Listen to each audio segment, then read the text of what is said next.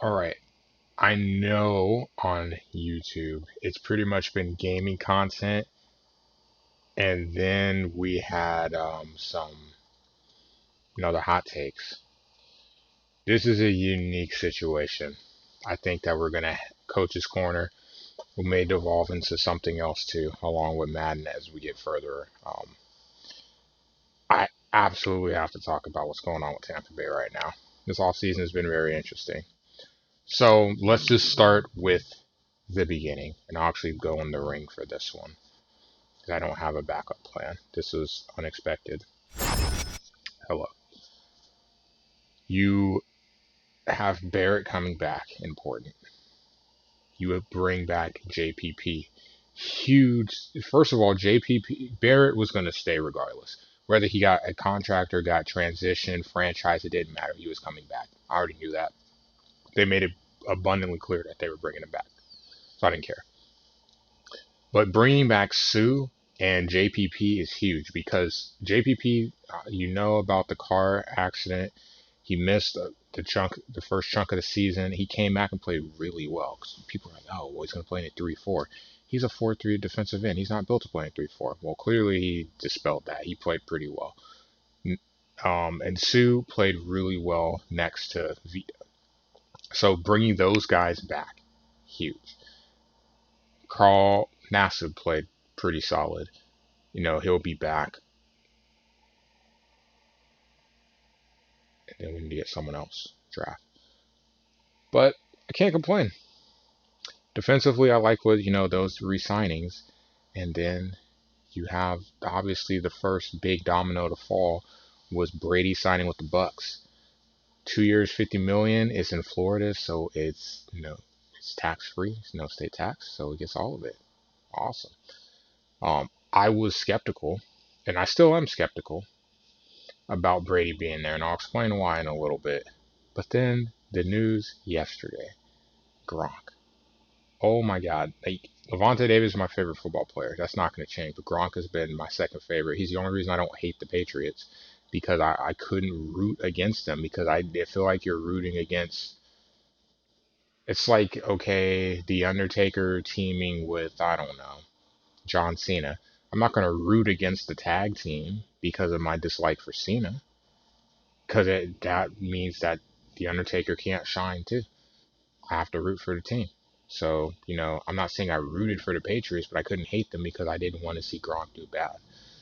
At least, individual, do what you do. Team wise, I could live with you not winning a Super Bowl, having a good season. Would be fine, I guess. It's a little different in sports.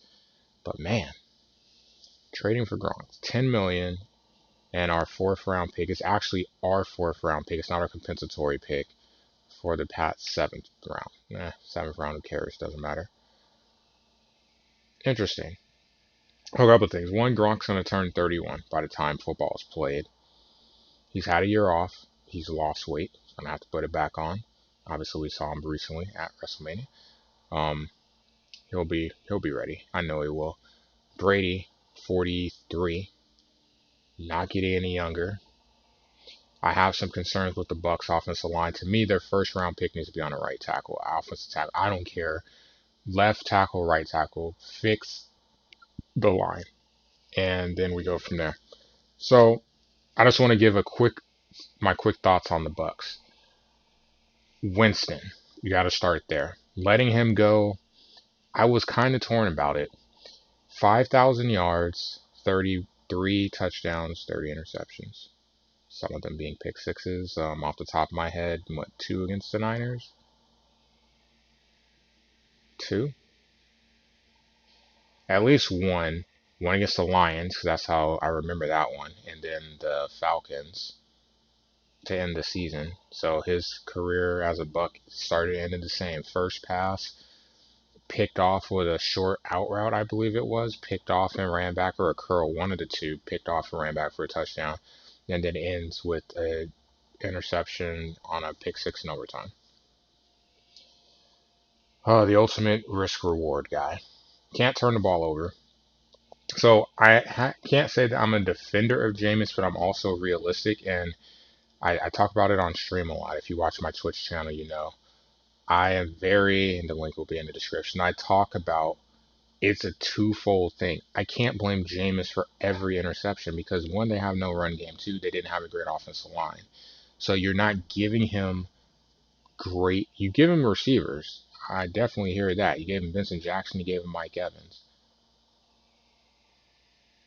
At the same time, I need you to give me proper building. Give him a run game. Notice when they had Doug Martin running wild, the Bucs were, I believe, 9-7 that season. You have an offensive line that can protect, not commit penalties. A key one, not commit penalties. I'm looking at you, Donovan Smith. And actually be productive. Give your quarterback time. They were better in the pass protection last season, so can't really knock it. But just in totality, Jameis's 5 years with Tampa, one season of a running game, and I would say at least 3 years of subpar offensive line play, 1 year with below average, and then 1 year average. I'd say last year was average offensive line play. It's hard to win because you're asking your quarterback to do everything. And granted, it's a quarterback's league, but you still need to put the pieces around. You need to build that unit to give him opportunities to succeed. To me, if I'm investing a first round pick in a quarterback, you better believe offensive line, run game, receivers. I'm addressing everything I possibly can to make sure this guy doesn't fail. I don't think Tampa Bay did right by him. Tampa Bay obviously probably feels he didn't do right by them either by getting in trouble off the field and some of the stuff that he said and some of his actions. But you have to make that a success. And I think both parties failed in that respect. I wish him well wherever he goes. And obviously, I'm still going to root for the Bucs. Root for the front, not the back. So that brings us to Tom. Tom's not throwing for 5,000 yards. Tom also, though, is not going to turn the ball over 30 times. Some things are going to have to change with this offense. And that's also bringing in Gronk. So, as it stands today, you have Gronk, OJ Howard, and Cameron Brate. I feel like one of those other two guys is going to go. If you ask me, as much as I like Cameron Brate, I would hope it would be him because he is the one that gets us the most cap relief. He gets us less in return, but I don't care. We have Gronk. It doesn't bother me. On the flip side, a world could exist where all three still remain on the roster because two of those guys are injury prone. OJ and Gronk. So I hear that as a lot of Bucs fans seem to be a little conflicted on how to feel about Gronk. Like we just got a guy that's 31, paying him 9-10 million a year, and he has an injury history. Like, well, we have OJ who hasn't produced at the level of Gronk, who has an injury history too since being on the team. Not ideal. Brady, this offensive line is not ideal. We have to protect him. Winston could at least move. Tom cannot. Tom will get destroyed back there, which is why I want them to address the offensive line in the draft. In a perfect world to me, Donovan Smith gets moved to the right, even though I know he's getting paid like a top tier left tackle, but that is, I think we couldn't let him go somewhere else. You have to overpay. It's unfortunate, but they did what they had to do. You have Jensen in the middle at center. You have Marpet as your left guard. Kappa is okay at right. I could probably use an upgrade there, in my opinion. But if you're going to have to replace DeMar Dotson, he was bad last year. He was bad the year before, trending down, and he was really awful at times last season. Got to improve there. Brady will help the line look better too. And then this is where my concerns come as a Buck fan. We have an offensive system with Bruce and with Byron calling the plays where you have Godwin and Evans moving all over the field. You have your speedy slot receiver, which was Perriman. Now looks like Scotty Miller is going to get potentially get a prime time opportunity to shine in that role. Good route runner, solid route runner, small guy. They also can use a mid-round pick on a receiver, so I'm definitely not adverse to that either. But the question is the tight ends. You had Braden Howard last year, and they weren't used. It's a vertical offense, and a vertical offense requires two things. It requires you to throw the ball down the field, which means you have to have playmakers down there. We have Evans and Godwin. I'm not as bothered by that. It also means that you have to have a offensive line that can protect the quarterback long enough for those routes to develop. So Winston has an arm. I know Brady. I know he's older, but it's not like all of a sudden he's gonna turn into a guy that can only throw the ball 10 yards. But I would be concerned with him being in a vertical offense and having to make a lot of throws downfield, because if it's going to be a playoff team, you need him to be able to preserve his arm as much as possible as he's getting older. I'm sure his time in practice will be cut, but this is different. We have the coronavirus going on, the pandemic. They're not really going to be able to work out. So how do you work on timing? It's different in New England because you're used to playing with the receivers that are there, or at least with Edelman. And if Gronk would have came back, Gronk too. But now you're coming to a new team, all new weapons. It's a new offensive system. We're not really going to get opportunity as it stands right now to really get out there and get these off-season workouts so you can build that rapport with the receivers. That's a concern to me. It's also a concern the offensive line. It needs to be bettered, which is why I'm saying, hey, you guys need to address that in the draft. That would be my first round pick. We have to fix that offensive line, not just for him, but also for Jones or whatever running back is going to be back there running. We need a run game. Open up the play action. Help those seam routes develop. And then I'm looking at Leftwich and Bruce. So Bruce, if you guys didn't know, he has the offense and he lets Leftwich call the plays. They don't use a tight end, at least not very often. If you look at the difference between the tight end usage, and I'm not even saying just in terms of reception, I'm talking about targets and how they were used. It's very different in Bruce's offense versus how it was in Dirk Cutter's offense. Dirk Cutter was able to make Brait and OJ shine at times when they're both on the field together. Double tight end sets were a nightmare for the defense because you had to worry about both tight ends being threats out in the middle of the field. Thus, it kind of helps you, and you would think it would help you in the run game because, hey, maybe we need to have a corner, maybe we need to have a safety, gives you an advantage in the box. It's all another story in itself. But they have got to change the way the offense is used. More short stuff and more tight end. But I'm willing to acknowledge this. One of my big complaints last year was if we're going to complain about Jameis throwing all these interceptions, you can help Jameis by adjusting your play calling to limit the interceptions. So if you're going to constantly keep throwing the ball down the field, the further you throw the ball down the field, it tends to be you have a higher chance of getting interception because you're looking at 50-50 balls. Or potentially throwing it in coverage if you get it wrong. And it's a safety. And safeties, in general, defensive backs catch the ball better than linebackers do. But no one discriminates against Jameis, trust me. I need to see more short stuff. But Winston, as we know, if you look at the accuracy charts, I don't have one handy, Winston struggled being highly accurate on short passes. When I say accurate, this is what I mean. If I run a slant route and I hit the guy in the numbers or just out in front, he can keep running. You get the rack yards. If you throw behind or you throw low, he has to go to the ground. He has to slow down. He has to come back to the ball. You usually get tackled, and then that's the play is done. So you still get 4 yards, but you could have got 7 yards because your momentum carries you, or who knows, maybe even a big play. Jameis struggled with that. Brady does not.